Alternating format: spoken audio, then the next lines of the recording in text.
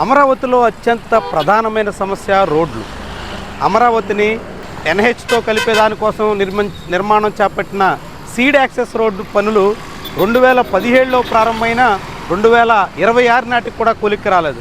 దాంతో ఏదో రకంగా సీడ్ యాక్సెస్ రోడ్ని ప్రకాశం బ్యారేజ్ మంగళగిరి రోడ్డుకి కనెక్ట్ చేయాలి అని ప్రభుత్వం ప్రతిపాదించింది. అందుకు తగ్గట్టుగా ప్రయత్నాలు చేస్తుంది. ఆ క్రమంలోనే ఇప్పటి వరకు భూములు ఇవ్వడానికి నిరాకరించిన రైతులకు సంబంధించి భూములపై ల్యాండ్ ఎక్విజేషన్ ప్రకటించింది. 4.5 ఎకరాల భూమి, ముఖ్యంగా పెనుమాక, ఉండవల్లి సంబంధించినటువంటి రైతుల భూముల కోసం ల్యాండ్ ఎక్విజేషన్ నోటిఫికేషన్ రావడంతో ఇప్పుడు ఈ వ్యవహారం మరో మలుపు తిరిగినట్టు అయింది.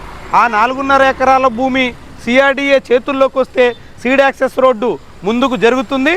అప్పుడు ఇప్పుడు మనం ఉన్నటువంటి ప్రాంతంలో కృష్ణా కెనాల్ మీద ఒక స్టీల్ బ్రిడ్జ్ బట్టి ఇక్కడ నేరుగా రాకపోకలకి అవకాశం దక్కుతుంది. అప్పటి వరకు దాదాపుగా కరకట్ట రోడ్డు మీదే అంతా ప్రయాణం చేయాల్సి వస్తుంది. కరకట్ట రోడ్డు కారణంగా ఇరుకు మూలంగా అనేక రకాల సమస్యలు వస్తున్నాయి. ఒకవైపు వాహనాలు వస్తే రెండో వైపు వాహనాలు నిలిచిపోవాల్సిన పరిస్థితి ఇన్నేళ్ల తర్వాత కూడా కొనసాగుతుంది. ఒకవైపు క్వాంటమ్ వ్యాలీ అని, అంతర్జాతీయ నగరమని, మరోటని చెప్పుతున్నప్పటికీ కూడా రోడ్డు సదుపాయం లేకపోవడంతో అమరావతి ఇంకా పూర్తిగా దీవిగా ఐసోలేటెడ్గా మిగిలిపోయినటువంటి పరిస్థితి అయితే నేటికి కొనసాగుతుంది. ఈ క్రమంలోనే ఈ స్టీల్ బ్రిడ్జ్ నిర్మాణం ద్వారా చాలా వరకు ప్రయోజనం ఉంటుందని అధికార యంత్రాంగం చెప్తుంది.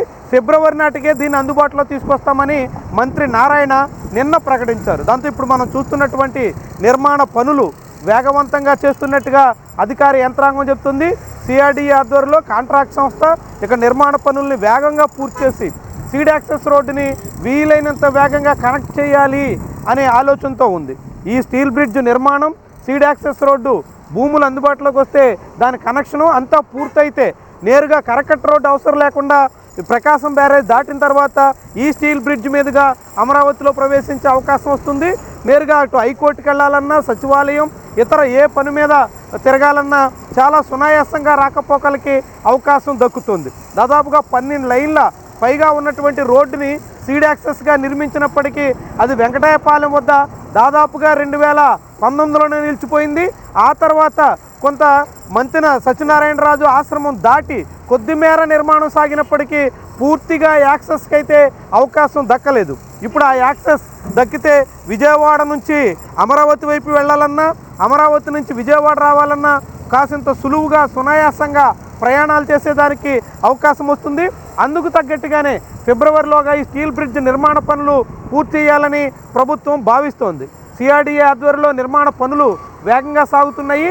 నిజంగానే ప్రభుత్వం చెబుతున్నట్టుగా ఫిబ్రవరి నాటికి పూర్తవుతుందా, లేదంటే కనీసం వేసవి కాలంలోనైనా ఈ స్టీల్ బ్రిడ్జ్ని అందుబాటులోకి తీసుకొస్తారా? స్టీల్ బ్రిడ్జ్ అందుబాటులోకి వస్తే సీడ్ యాక్సెస్ రోడ్ నిర్మాణం కూడా పూర్తవుతుందా? ఇది చాలామంది ఎదురు చూస్తున్నటువంటి ముఖ్యమైన సమస్య.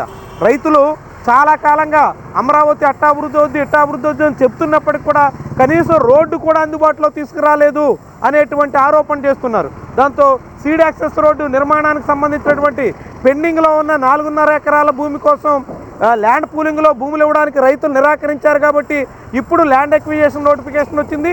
ఈ నోటిఫికేషన్ మీద ఎటువంటి న్యాయపరమైన, చట్టపరమైన చిక్కులు లేకపోతే ఆ భూమి సిఆర్డీఏకి చేరితే అప్పుడు సీడ్ యాక్సెస్ నిర్మాణానికి అడ్డంకులు తొలగిపోయినట్టు అవుతుంది. లేదంటే మళ్ళీ అవి ఏవైనా సమస్యలు ఏర్పడినా, దాని మీద అనేక రకాల చిక్కులు ఎదురైనా, ఆ ల్యాండ్ ఎక్విజిషన్ మీద ఎవరైనా కోర్టులను ఆశ్రయించినా మరొక కొత్త సమస్య, తలనొప్పి ప్రభుత్వానికి, సిఆర్డీఏకి ఎదురవుతుంది. అలాంటి పరిస్థితి రాకుండా సీడ్ యాక్సెస్ రోడ్ నిర్మాణం పూర్తి కావాలని, అదే సమయంలో స్టీల్ బ్రిడ్జ్ అందుబాటులోకి రావాలని అధికార యంత్రాంగం ఆశిస్తుంది. మరి ఏం జరుగుతుంది, ఎలా ముందుకు సాగుతుంది, ఎప్పటిలోగా ఈ స్టీల్ బ్రిడ్జ్, సీడ్ యాక్సెస్ అందుబాటులోకి వస్తాయి అన్నది ప్రస్తుతానికి ప్రశ్న.